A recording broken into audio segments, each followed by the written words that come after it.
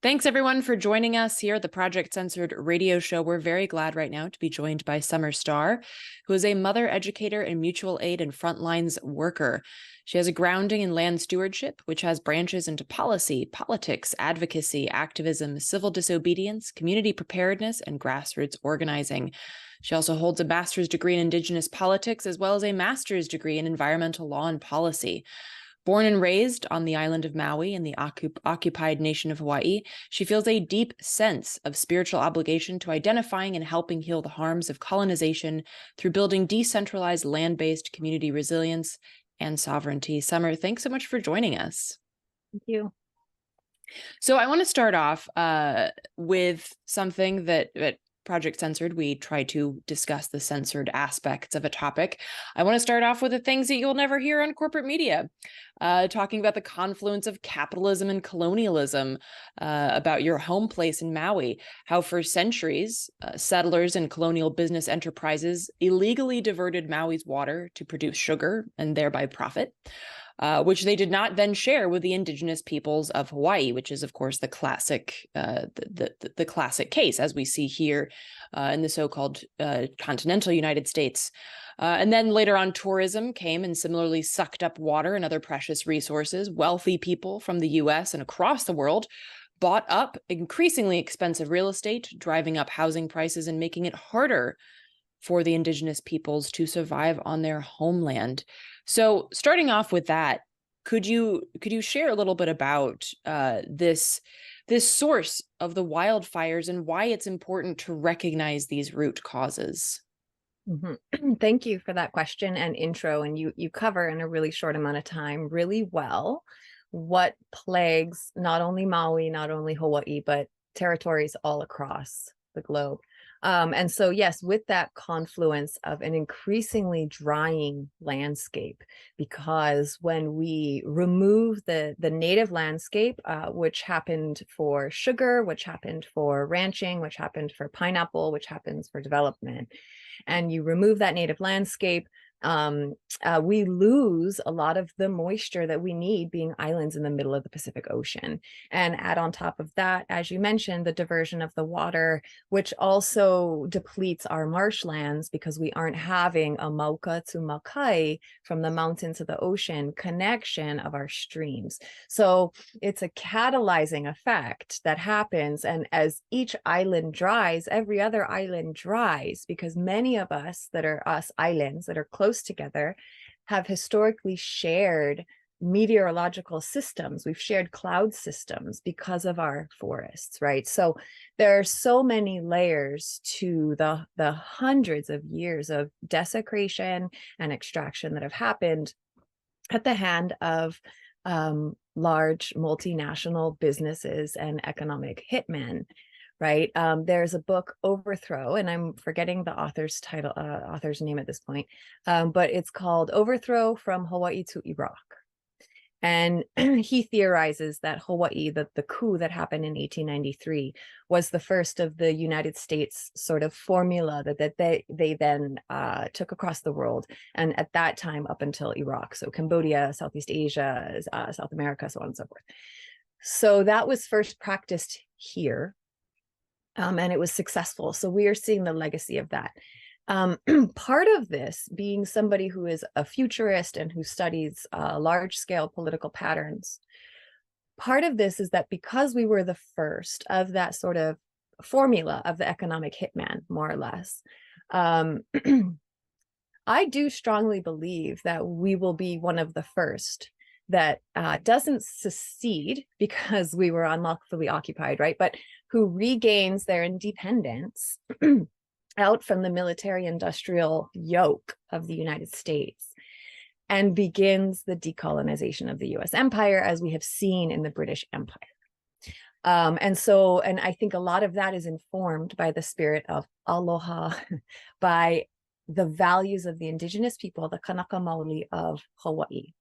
So the indigenous resource management values were stripped when they were removed and divorced from the land in ways that we see all around the globe. The desertification of the islands has only been increasing and catalyzing. And so this fire in particular was an absolute just perfect storm of high winds that many people had never, ever seen before, because with temperature changes happening globally, certain storms are getting closer to us that used to not get so close to us.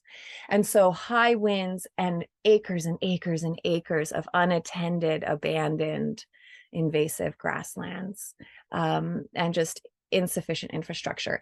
Part of this, again, is colonization and capitalism do not value the individual. They do not value community. They do not value our lives. They only value capital. So a lot of the resources needed to fight fires or more contemporary ways of preventing wildfire, they don't provide us the protections we need from the disasters that are coming, because they have been focusing on now tourism and development, and previously sugar and pineapple ranching. Yeah, thank you. That was a lot of really important context there. And I do hope that you all on those islands will start the ball rolling on the fall of this empire. It's falling apart on its own, but it would be nice to have it hastened, particularly with what's going on in Maui right now. And I want to talk a little bit more about that, particularly with what you were talking about in terms of like not caring about the people at all, and just caring about capital. Late last month, Biden announced his quote unquote focus on getting aid to the people of Maui with a one-time $700 payment per household, equaling about $1.9 million. And conservative estimates on just the physical destruction of the island. And again, that's physical destruction, not talking about addressing the needs of people or larger ecosystems. That estimate is about $6 billion. And not unrelatedly, around the same time, Biden also asked Congress for another $24 billion for Ukraine. $7.3 billion of which is earmarked for economic and humanitarian assistance for Ukraine. That's more than 3,000 times the level of assistance that has been given to Maui. And so I'm curious, with that, how are people responding to this total lack of support from the federal government? And do you see any support coming from state or local governments, or is it also pretty paltry on that level? Thank you for that intro again, and thank you for extrapolating that math and for caring, because I'm not sure a lot of people always make those analogies, and it's really important. Now, I'm speaking from somebody who works in mutual aid and the front lines. So, and I have not been in Lahaina. There were fires in the district on the mountain of Haleakala, where I am from, and I was evacuated for a bit, but we are okay, thank goodness. And I cannot speak for Lahaina people. I can only speak to what Lahaina people are speaking. And then people that I work with in mutual aid. And across the board, we saw that the government, aside from our firefighters tried their best and they worked so hard. Oh my goodness. Okay. And, but aside from our firefighters, who are not properly taken care of by the state government, other than them, no one helped. And the experience of those on the ground, the community who immediately activated. And there's a state representative, Angus McKelvey, and there's Ellie Cochran and Tamara Palton, all government representatives who live over there. Angus's apartment burned down, and they have been on the ground nonstop. And in some ways I'm witnessing this. I'm not hearing this from them. I'm witnessing this as a witness. They are not being centered. Their voices are not being heard as much as they should be. And they are speaking more similarly to what the community is saying, because they're also experiencing it real time. And what the community is saying is the government did not show up. And furthermore, what many people have experienced as just citizens, or as people experienced in first response, wanting to get in to do first response, was that the county and the state were oppositional. oppositional to, it made it difficult. So because we're an island, a lot of people, the boats and the jet skis were the first to get to places. And it was women with the Pacific Birth Collective, whose partners are fishermen and divers. And they had clients on the west side who were going to give birth, who they were taking care of because they were these doulas. And so a lot of doulas just made their way to the west side through the ocean to take care of their clients. So that was what we saw. And then, of course, there was on the ground, Lahaina families, Lahaina organizations, medics coming in, private medics coming in, private mobile medics coming in, offering their services for free, medics coming in from Native Hawaiian organizations, offering their services for free. And this has all continued. And amidst all of this, there has been a lot of pushback from the state, a lot of hand tying by the state. Less so the county, because the county is sort of ceded to the state and the feds once they finally come in. But the refrain for the first 2 weeks and to this day, but we just don't say it anymore, is where are they? They're on the ground. FEMA is on the ground. They are being housed in hotels here, but we don't see them. Yeah, I mean, it reminds me of I went down to Puerto Rico after the disasters there, and I saw spray painted all over the place, FEMA es la problema, FEMA is the problem. And there was electricity out across the island, but the Sheraton Hotel where FEMA was had electricity, and they had like full buffets, and they were just sitting there. And mutual aid was trying to get to these FEMA warehouses to get stuff. And FEMA literally said to one organizer, well, if we give it to you, you're going to get all the credit. And then they were like, well, then do it yourself. I don't want the credit. I just want people to get the stuff that's rotting in these warehouses, you monsters. And so this seems to be I mean, it is the same story there. So I'm curious, is there a feeling with the folks on the ground? I mean, you talked about like decolonization. Is there a feeling for folks on the ground like, look, okay, this was just that very obvious, once again, punch in the face by the colonialist capitalist state. Now that the fires are out and there's a rebuilding and healing process, is there also this process of, okay, this is how we are going to rebuild on our terms, not on the terms of the US government? Yes, absolutely. And that has been a thread the whole time. And actually, in my personal and political analysis, I think that had we not allowed ourselves to be so hand-tied by the county and the state, and then subsequently the feds, in those first week and 2 weeks, we would have already had pu'uhonua set up. But pu'uhonua is it's a traditional space of refuge. I pause because I can't speak to what a pu'uhonua is, because I'm not Kanaka Maoli, and it's broader than what I can convey, not being a cultural specialist. But it's a space of refuge, and there have been models of it more recently, where basically people who are unsheltered self-managed into these pu'uhonua, and so we would have had what we call hubs, these community hubs that have popped up. There's phenomenal community hubs that have popped up.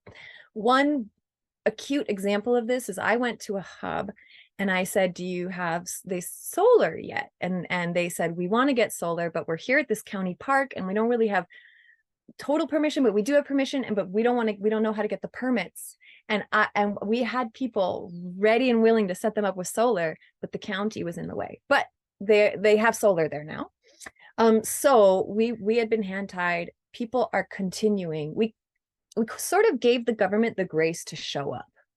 We're like, hey, we're just going to take care of it because we know how to take care of it. We always take care of it. We got this.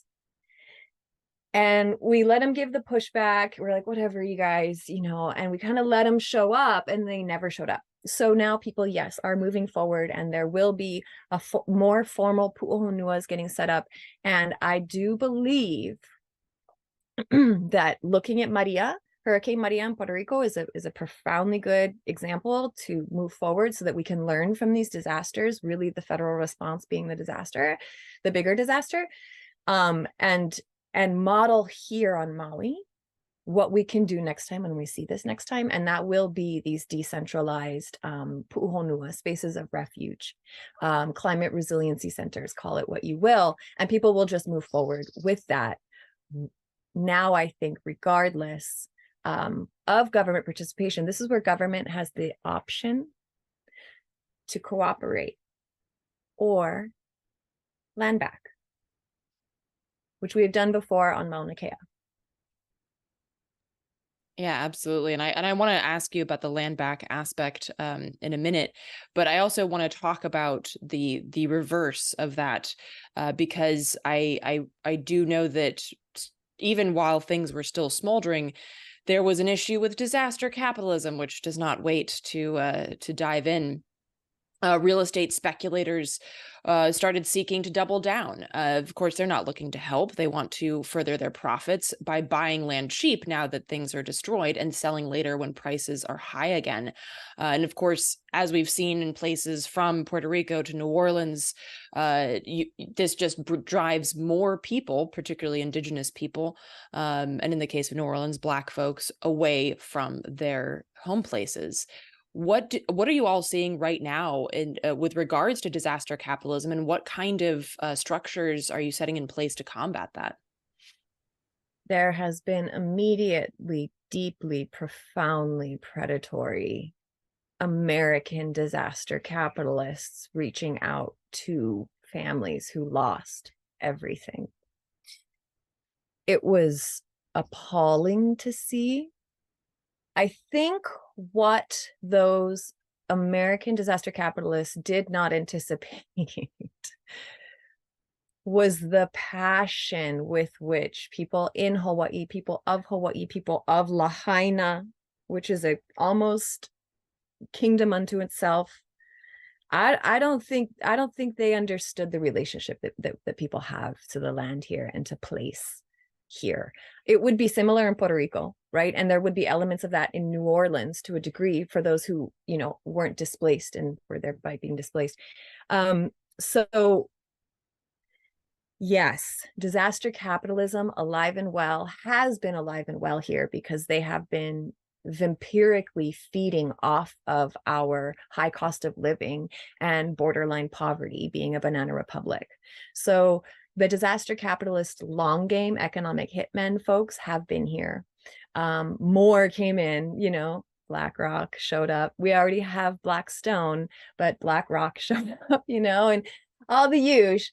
And so what I think with this is, to answer your question more directly, just follow the model. The model is happening. They're employing the mission here. The disaster capitalists are here. But Hawaii is different. 2023 post 2020 is different.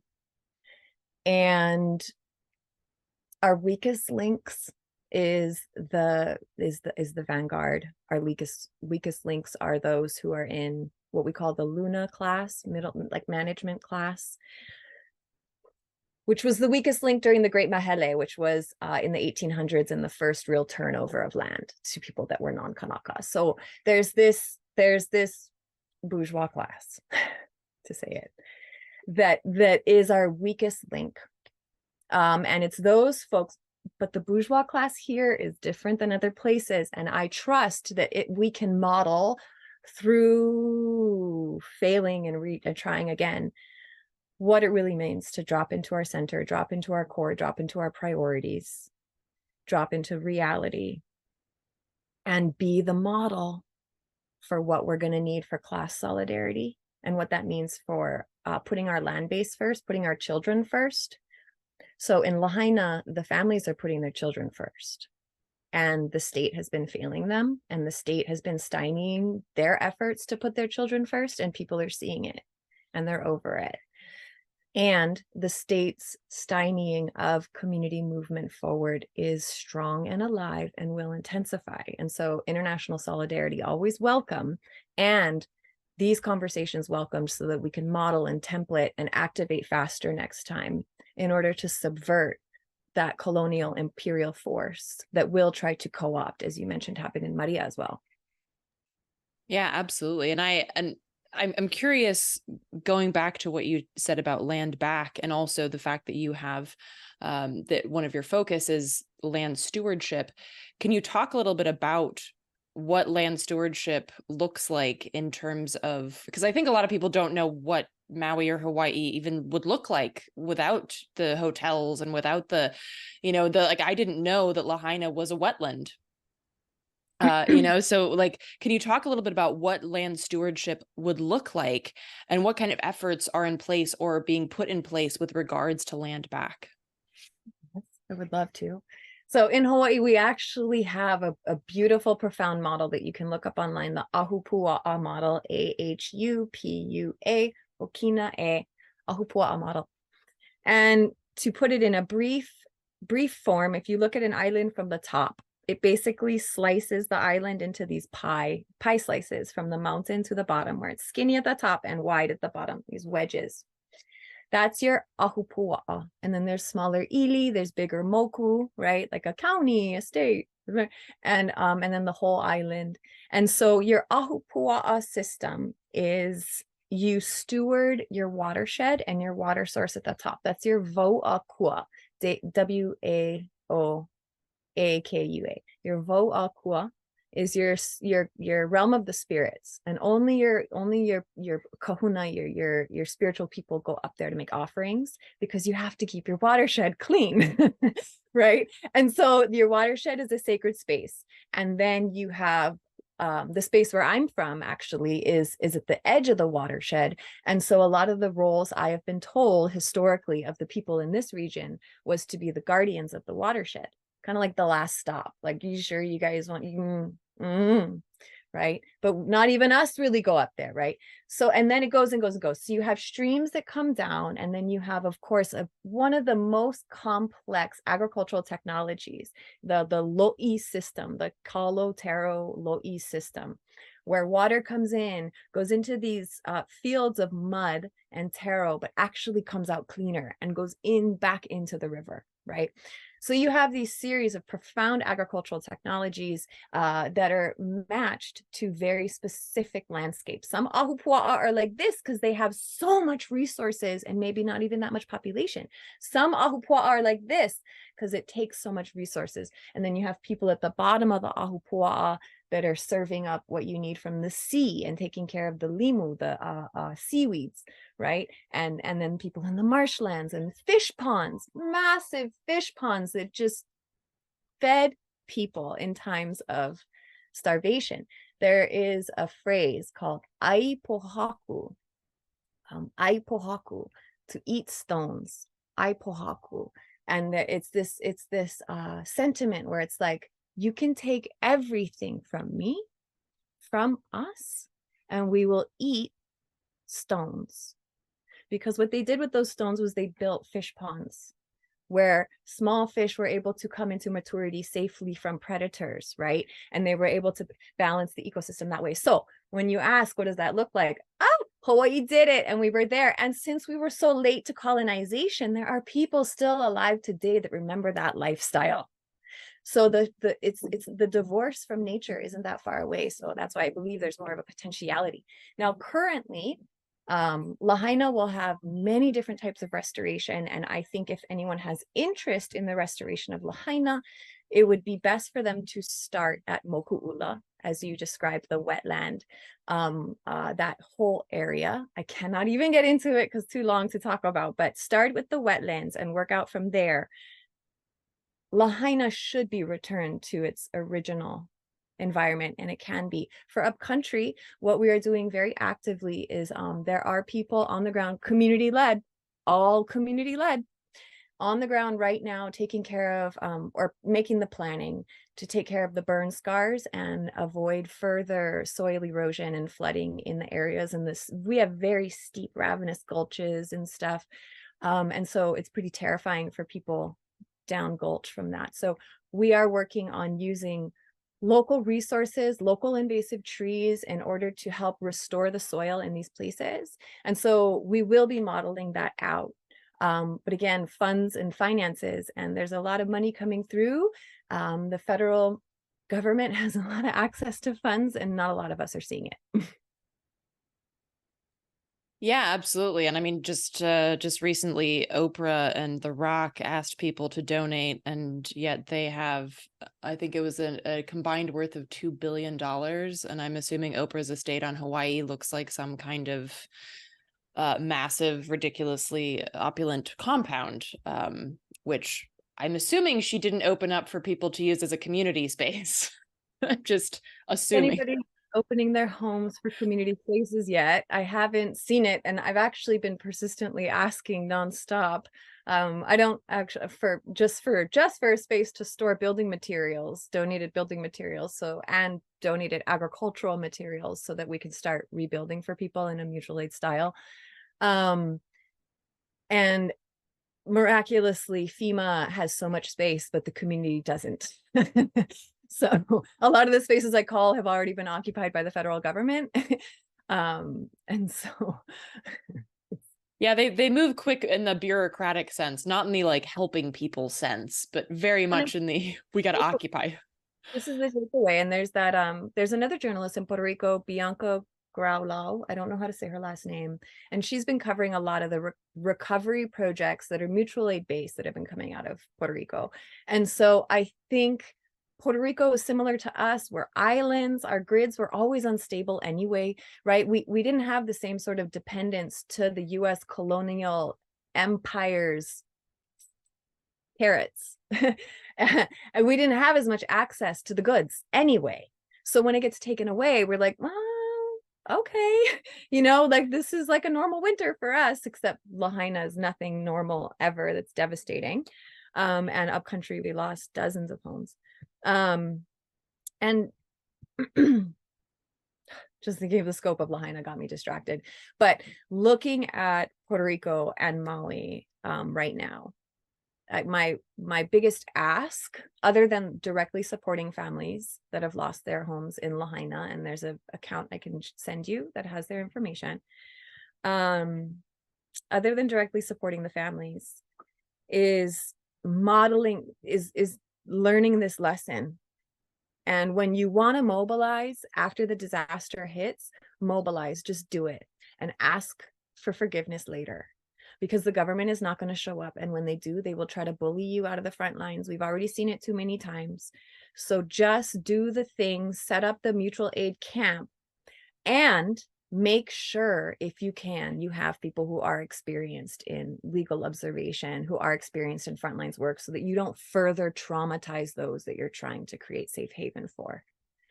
That was a concern, I think, that a lot of people unspoken had here. So we have to make sure we have kia'i, guardians, to protect those who've already been traumatized, and then just ask for permission later. That's the lesson from Puerto Rico.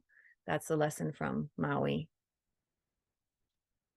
Yeah, that's beautifully put, and I think that's a beautiful way to wrap it up. Is there anything else that you'd like to add that I didn't get to? I mean, there's always stuff, but in this little sliver of time that we have together. Thank you so much for the time and for, I think, amplifying the patterns that we're seeing replicated here in Hawaii, amplifying that we believe Hawaii can do it different, amplifying that what we need to do is uplift Hawaii voices in doing that. And again, to donate directly to families, because this is going to go on for a really, really long time. But no, the way you laid out your questioning and the issues that you're touching on, I think just continuing to expound upon that and continuing to watchdog for us, because we don't have the bandwidth to do that right now. So if people can watchdog and whistleblow for us, that is also helpful. And then we can offer that in the future when it happens to somebody else. Yeah, I thank you for sharing that. I think that's a really solid and really direct solidarity ask, which I think is really, really helpful. So Summer, thank you so much for taking the time to sit down with us. I really appreciate it. Thank you very much. I really appreciate it as well.